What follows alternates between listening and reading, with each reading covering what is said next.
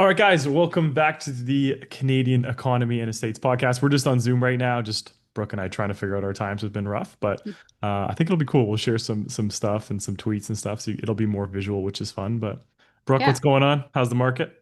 Oh my gosh, the market is dead in the water. You know what? I've done a few things in the past 2 weeks. I condos aren't moving, especially where I am. So again, it's Hamilton, Halton area. I'll let you chime in the Toronto condo market, but I have a lot of them up, which aren't even getting showings. And then I have a couple good listings. You know, we've staged it, we've priced it right, and the showing activity is down. And then even just to touch on my buyers too, my buyers are going out, but really just trigger shy. And of course, we let them kind of go at their own pace. But I just noticed that everything's slow, even my buyer activity and my seller activity. There's not a lot of people out there right now, so it is dead in the water. It is what it is, as they say. I know it's talking to a lot of other Yeah. agents too, especially in Toronto. I think Are like they the slow only too? Yeah, they're slow too. I mean, the only thing that like I hear is getting a lot of traction is those like neighborhoods that are just like, close to the subway line, Yeah. the beaches, and Yeah. even though I was talking to that mutual friend of ours, Old Oakville's slow too. Like just, they're doing deals, but Really. not like what they used to, sort of thing. So And that's the even luxury market.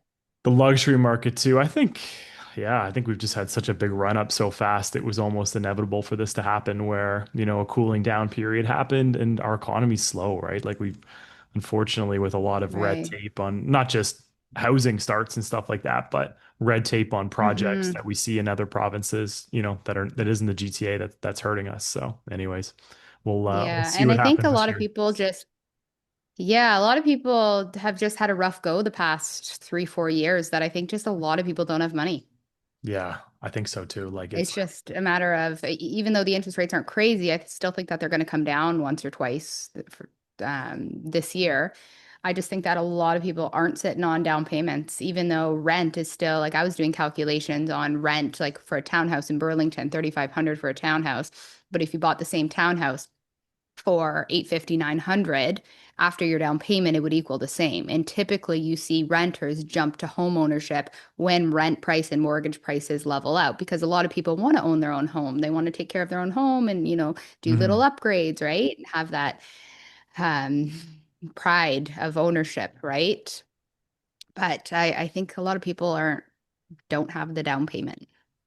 Yeah, down payment is huge. And yeah, like especially with the condos, when you start like condos had such a big run, but when you start looking at an interest rate in the fours, and then you look at your condo fees and your taxes, plus your Hmm. land transfer, plus the opportunity cost of putting the down payment down, you're just kind of like, I'll Yeah. just rent one. Like, what's the point of owning this? Like, Yeah. just, Yeah. or like and condo fees just go up too. Like, it's not like yeah, if it's a brand new condo, it looks nice.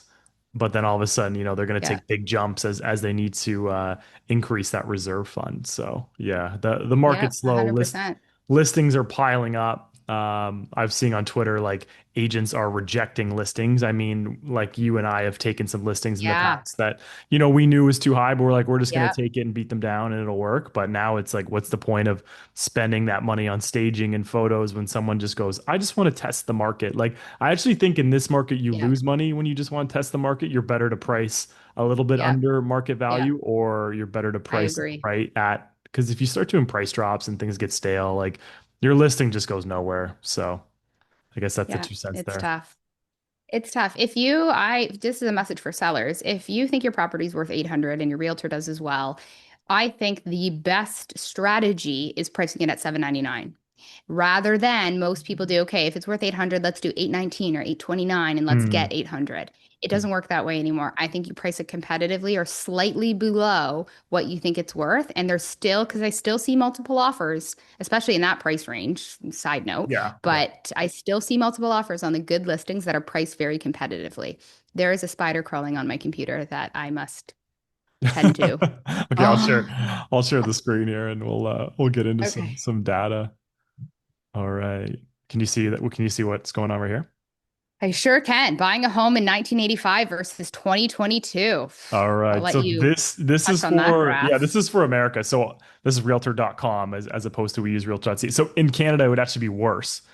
because our prices are higher. But you can see like right here, the median household income for a baby boomer in 1985 was 23,000, and the medium home price was 83. So you're looking at a little bit less than 4x your income. And then you hop over to millennials, it's 74,580 was the median income, and then your average price was 468,000. So I think in Canada, I think our average house price is around 700,000 right now. It might have just dipped under. And then the median income is probably roughly around there as well. So yeah, you're looking at, baby boomers saying, just work harder, you can get it done. It's like Yeah. not only are you looking at the income, but you're looking at, property taxes have gone up exponentially more. Land transfer has gone up more. It just shows you, and we'll get into a little bit more, that you'll have to exponentially increase your incomes for house Yeah. prices to become affordable at this zone, or house prices need to come down, or we just live in this world of unaffordable prices. But Right. And then at that point, is there a clear break between home ownership and renting? Because, and I've said this many times, in certain cities, there is. You're either a renter, you pass down your rental to your kids and your grandkids. isn't That that in happens Europe a or lot in something? Europe. Yeah, you Yeah. said that. Yeah. Because home ownership in the big cities is just people know it's not even an aspiration. Because if you want to live in that city, you know that you won't afford a house. That's like New York City. Like a condo is 2 million bucks, right? If you want to live in New York City, you're renting likely, like just on average here. So does the GTA become, is there a clear break between home ownership and renting? And I guess people don't have the same dreams as owning a house like before. However, that being said, is that the worst thing in the world? Because I've noticed way better lately too, things that you can do to, I guess, have the same sort of investment return like the baby boomers did, right? I don't think that investing in a house now where the house prices are in 25 years when you're retired, is it going to be worth $1 million more that you can retire on and then downsize? Is there something else that you could do to make yourself that with the Yeah. same down payment in the beginning? I There's think still that opportunity.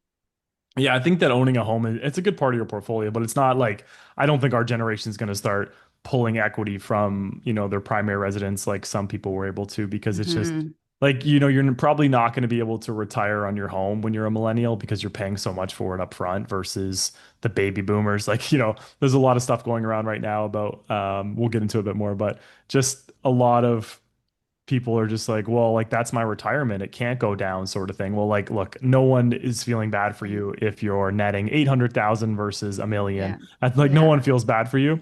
Hmm. So yeah, we'll move on from that because because Carney talks about it, I want to play a video clip after. So Okay. we'll get going there. But here's one I wanted to share.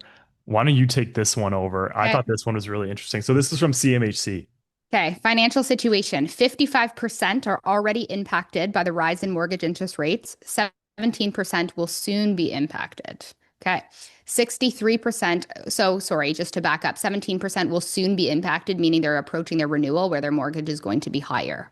I Mhm. still know people that have rates that are in the 1.5% range, and that doesn't exist right now. Crazy. 63% are concerned about the possibility of defaulting on their mortgage payments in the future. Wow. That's high. Yeah. Holy. Okay. Top three reasons for concerns. One, cost of living increases is 45%.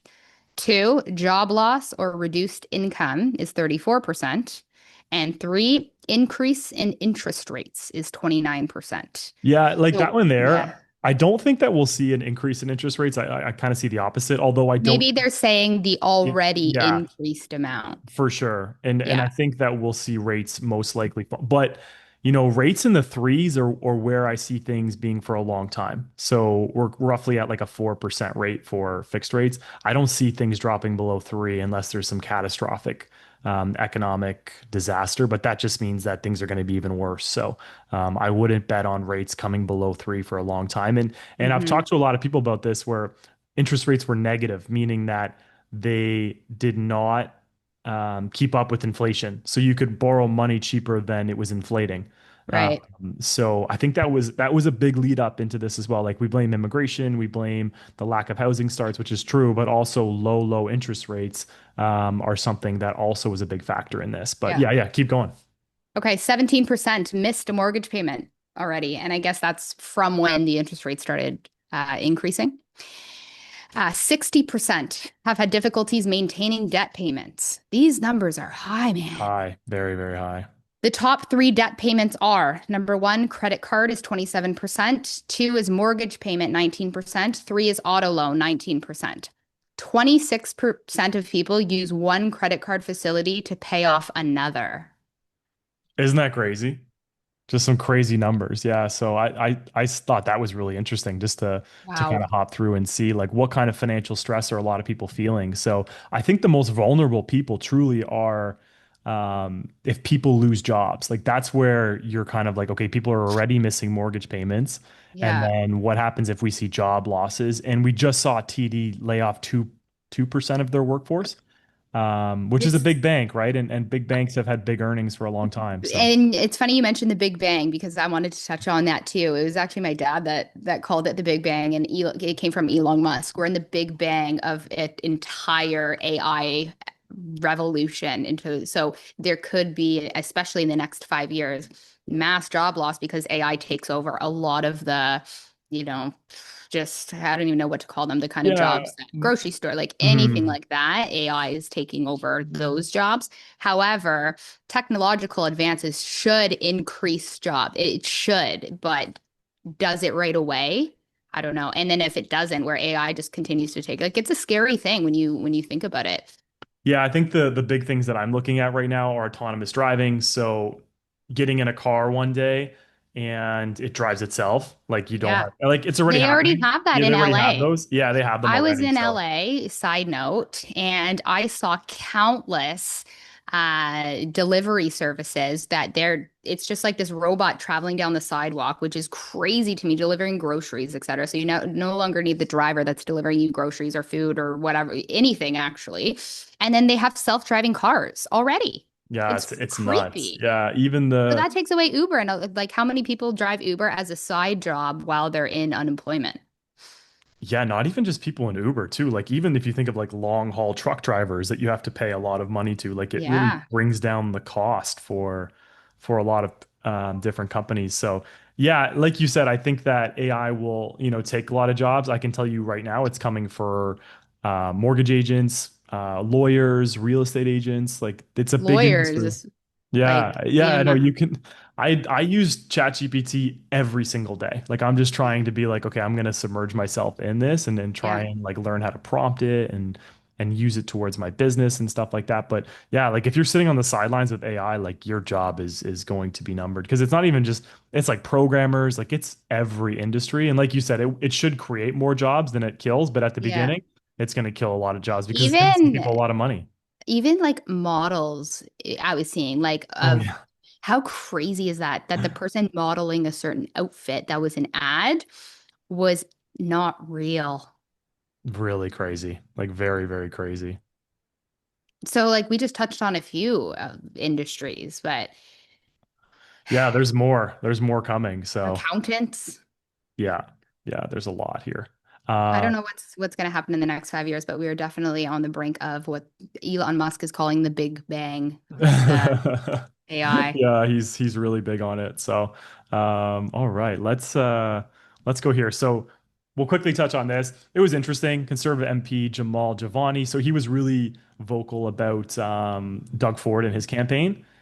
Hmm. Launches a petition calling for an end to the temporary foreign worker program entirely. Immigration levels are just unsustainably high. So what I think like he's touching upon here is that we have too many workers in these sort of jobs that should be for younger Canadians. What do I mean by that? Like the summer jobs, the jobs at Tim Hortons and stuff like that. And I understand Hmm. there's a lot of jobs that Canadians just won't work. Like there's a lot of like jobs where it's like agriculture, which is very intensive. If you go to the most southern point of Ontario there, like, in places like Leamington where there's a lot of farming and stuff, you'll see a lot of Hmm. Mexican workers and stuff like that. But I do agree that our unemployment rate for youth being at like I think it's 14% in the GTA. 14, Yeah, 14. for youth, yeah, I think it's 18 to 25. It roughly is at I 14%. didn't know So that. yeah, yeah, really really worrying.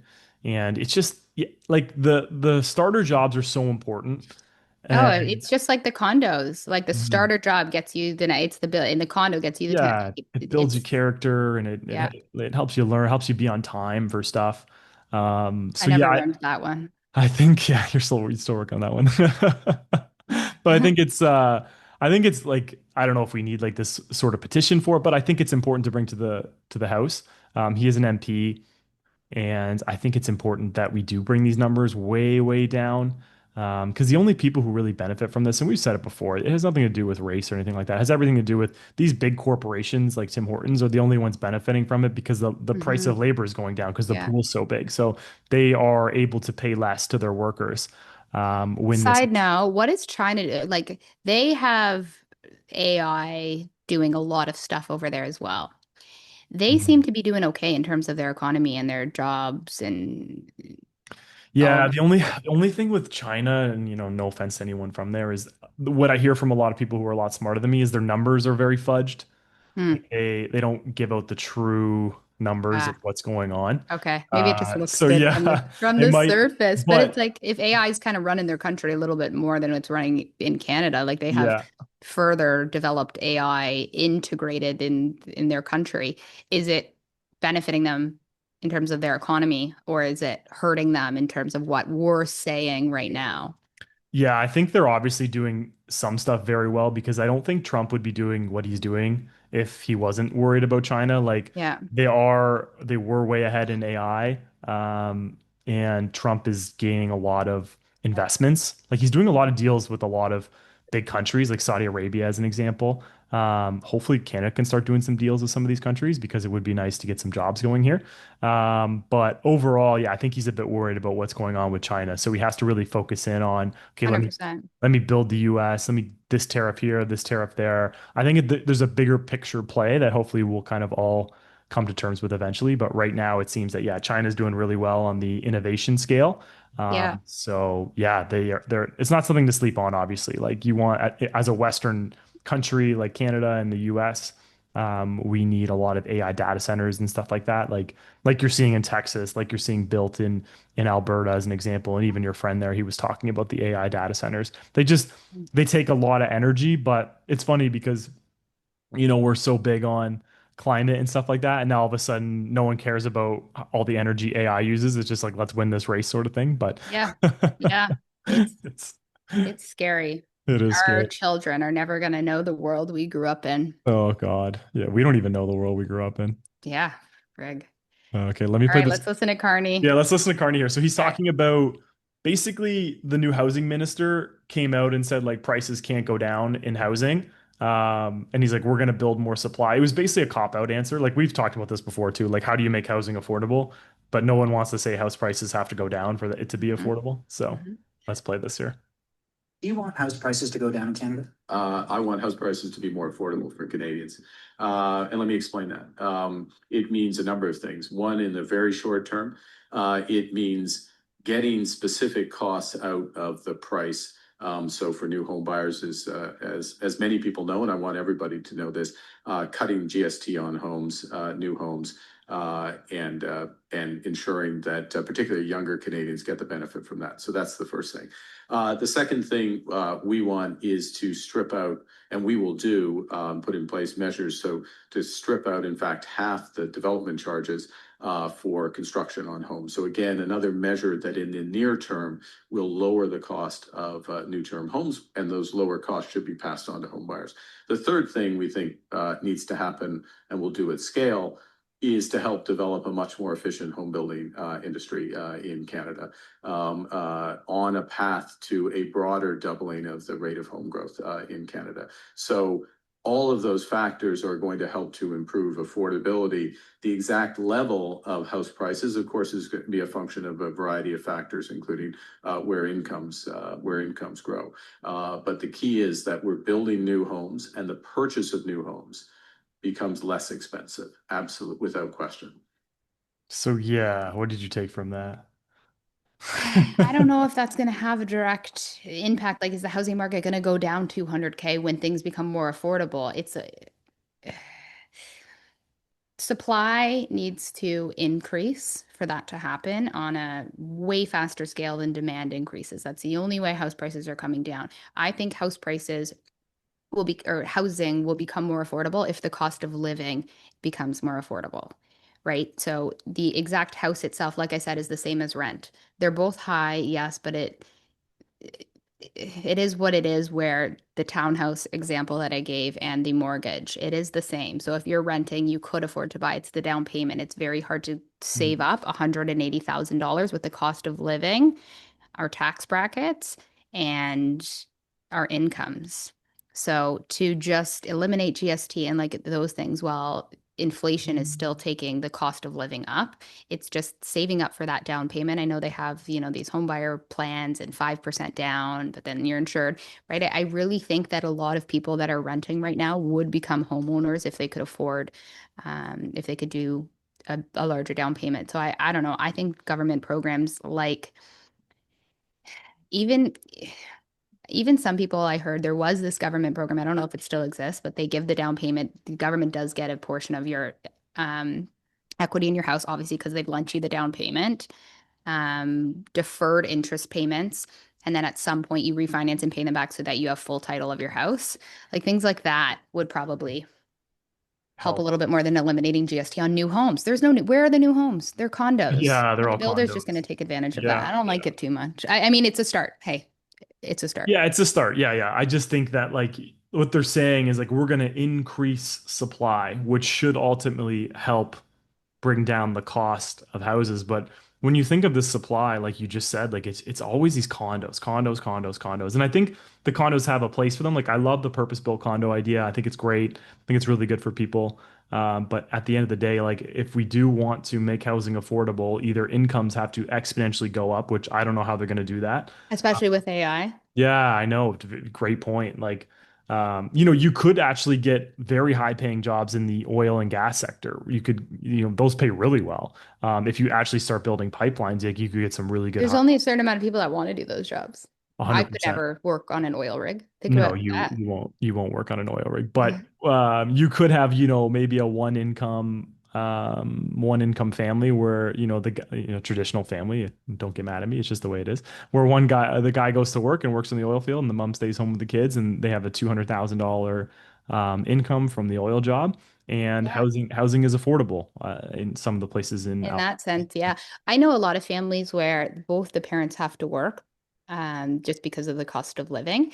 But daycare, unless you're in the government assisted daycare program, is expensive. So Very, let's say she makes 1,500 every 2 weeks. Well, daycare is 900 every 2 weeks. yeah, you're after tax and And after a tax, like car you're you not need to making much drop the more kids than what the off. cost Yeah. of daycare and driving there and I don't know packing. much about, I don't have children, so I don't know much about the $10 a day childcare, but I heard not it's not a great program.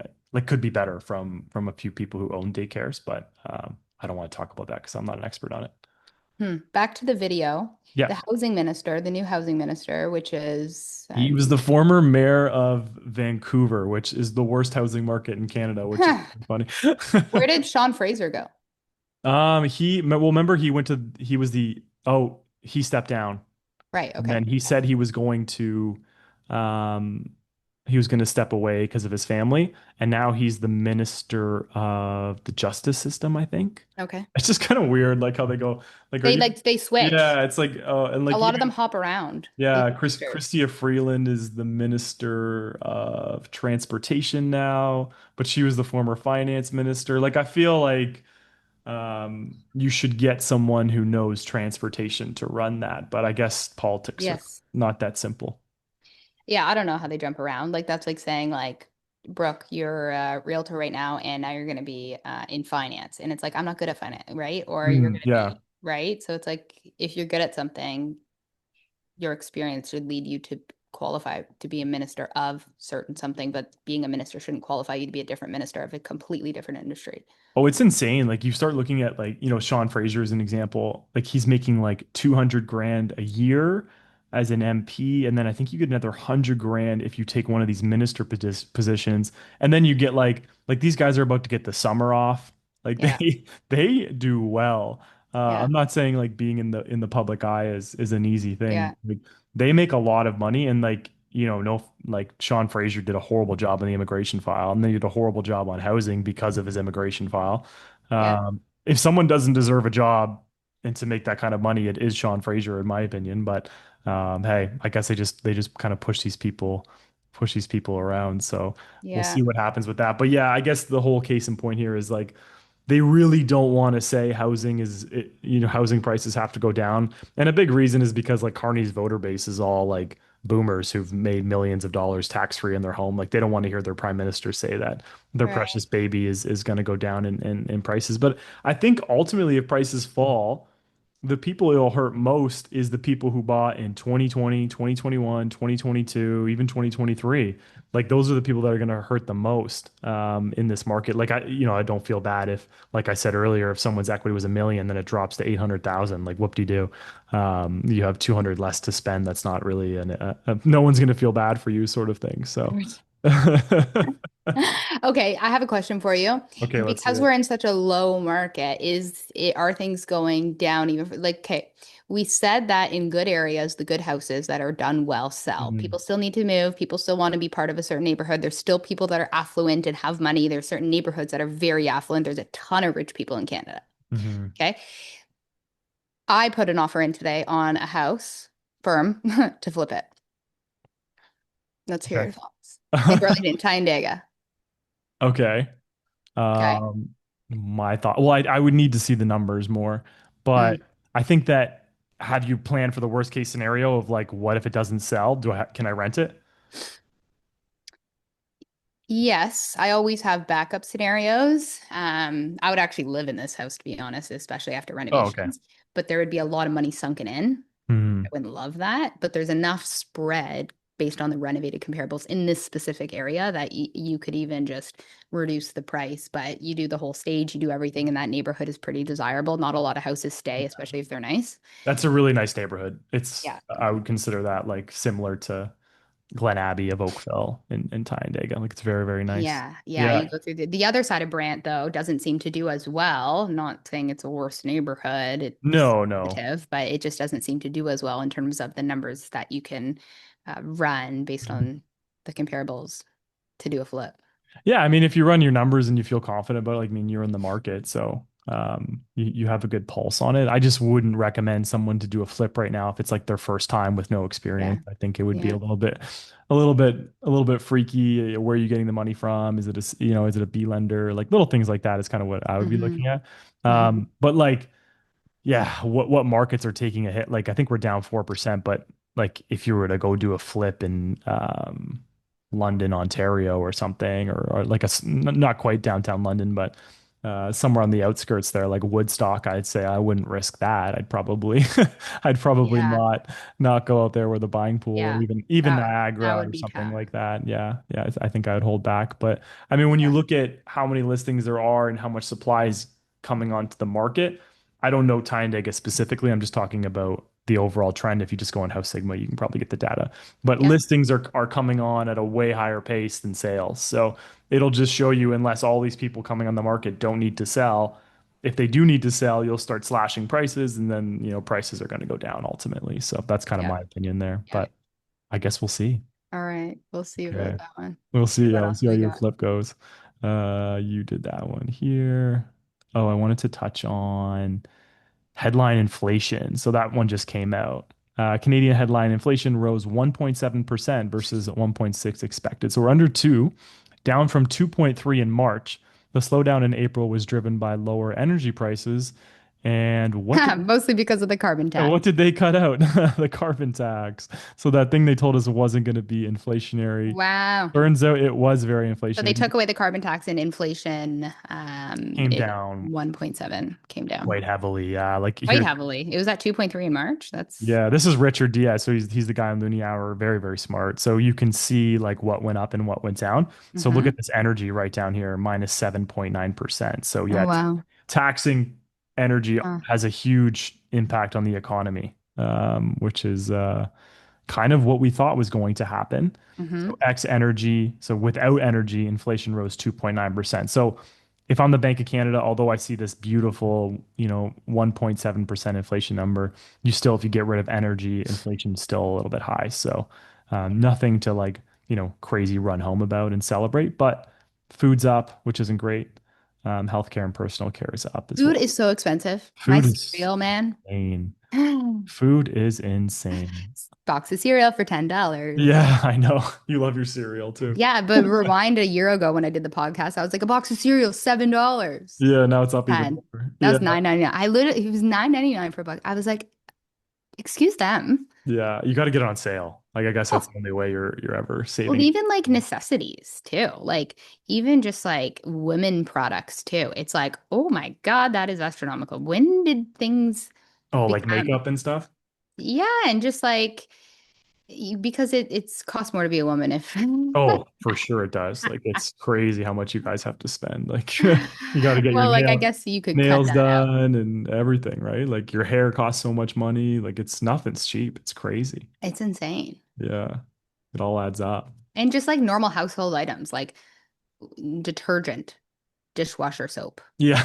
paper towels. Like Like I paper said, towels everything at is Costco is 20 $30. bucks. 20 Yeah, bucks. it's 25 now. Everything's Yeah, 25. 25 Used to bucks. be Yeah. 20. Oh, it's crazy. But like headline inflation, great to see. But yeah, I think the carbon tax was one of the biggest failures of the last government. Like it was just, and I guess people just want to kind of, you had Chrystia Freeland going to bat for it, saying how much, and now she's making 300K again. Hmm.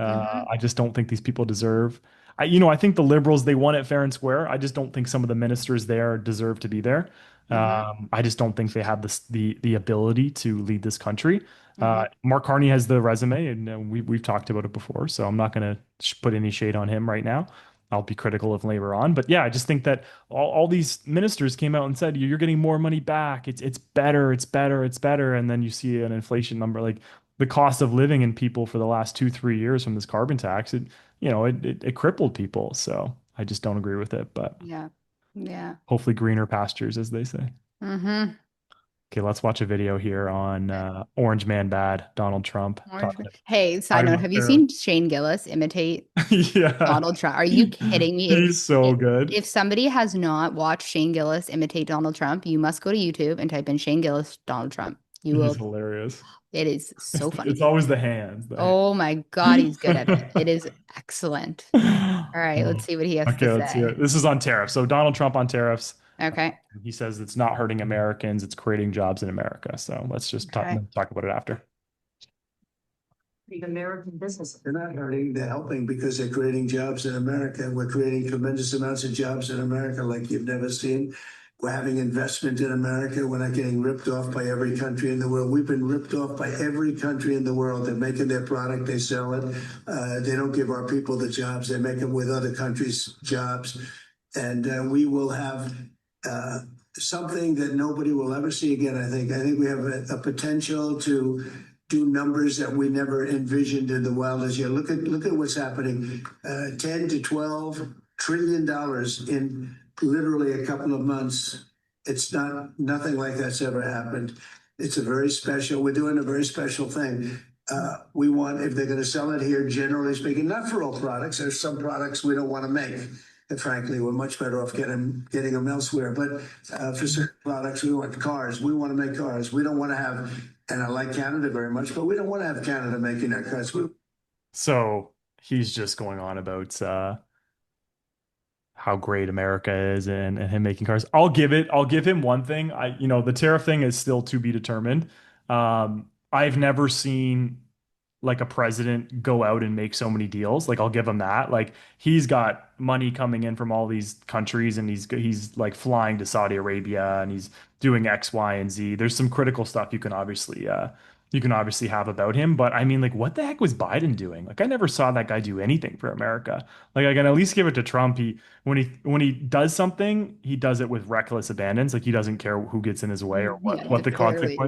consequences are. But like you gotta kind of wonder like what the heck was the last administration doing? Because I guess like this is kind of why Trump won is because he's willing to go out and get on a plane and make a deal with another country and talk about America and putting American workers first.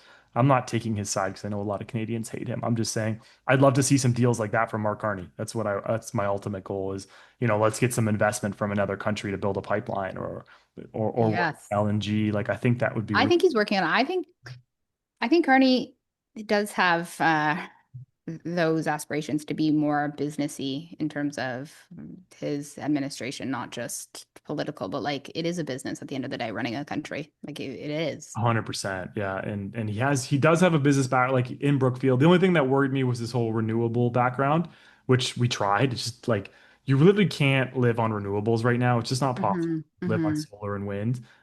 Nuclear is a great option because it doesn't have as much carbon footprint as some of the other ones. It's dangerous if something goes wrong with the factory. But I think that's evolved over time. There's stuff like Chernobyl that happened that you never want happening Oh again. my God. Yeah. Yeah. People still don't live there, eh? Yeah, no, it's still like very cancer prone. Crazy. So that's crazy too. But yeah, I would love to see some sort of deal come down the pipeline for Canadians to gain more confidence. And I I feel, think that's a big part of it too, consumer confidence, why people yeah, aren't pulling the trigger. They think that, like obviously the tariffs really affected our economy, even just the threat of them. I think people what are just I think afraid. people are like, am I going to be working next week? Like that's a Yeah. big thing too, right? Like even your Yeah. bank job isn't safe. Like working at TD, you thought, oh, makes a lot of money, billions of dollars of revenue. They're expanding, but 2% of their workforce is laid off. I know. So, and then all these tech companies are working on AI. So you wonder what's going to happen with some of those jobs as well. Right. And then when you're laid off, a lot of people do the jobs like Uber, like that, things like that. And then AI is taking that too. So, and then the cost of living, and then you have a house. Like I know a lot of people that are living in fear, and it's really sad to see. Yeah, I agree. I agree. It is sad to see. But I think overall, like where's Canada at right now? I think it's kind of a holding pattern, wait and see. Real estate market is listings are piling up more in the condo market. I see the condo market taking more of a beating than the freehold market. To be determined though. I don't know what kind of leverage people have. Like when you look at that CMHC data that you were reading, like that's really Yeah. concerning. If people do start missing payments, what happens?